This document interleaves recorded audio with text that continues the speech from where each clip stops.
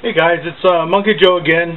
I went on and made the box, as you can see, but this is going to be a very quick video about getting volume. You can do volume several different ways.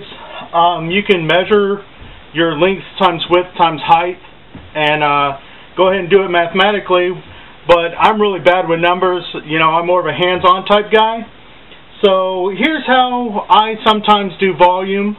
A lot of times I kind of guess at it because it's always easier to do more than less, but if you're really concerned about doing your silicone and getting it precise, here's a pretty good way.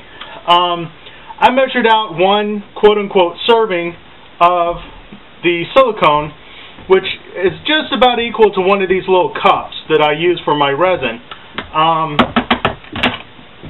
Well, we can go ahead and pour this out, or pull this out. As you can see, this is 100 grams of silicone mixed up, and the mixing ratio for this is 100 to 3.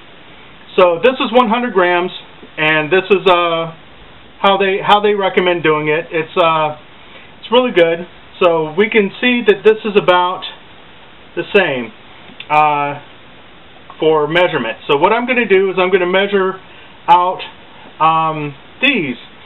I normally use rice when I do this. I've measured out this already. This is about 6. So what I do is I would go and I'm like, okay, that's about 1. And here we go. There's 2, and we do 6.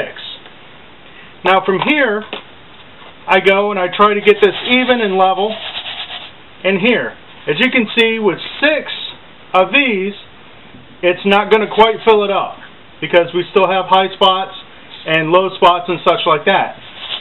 So another trick that I like doing is measuring over like this, and we can see that 6 cups of silicone will just about fill half of this up. So what I'm going to do is I'm going to mix up 12 of these little cups, or 12 units, which would be 1,200 grams of silicone, and mix that up, and that should be plenty to cover this entire thing here, with 6 being about half. 12 or maybe even 13 of them would be plenty to cover the entire thing. And guys, real quick, that's how I measure volume. This is just regular granulated rice. I actually keep this rice in this little cup here. My wife has a bad habit of dropping her cell phones in water, so we always have this little bucket of rice to pull the water out of the cell phones. So we always have this. This is used for this purpose only, for removing moisture out of cell phones, and I use it for measuring. It's pretty important that you don't get the two mixed up. You could also use sand for this if you would like. I guess that would be fine. I find out that sometimes sand gets stuck to some of my clay on the inside, so I use rice.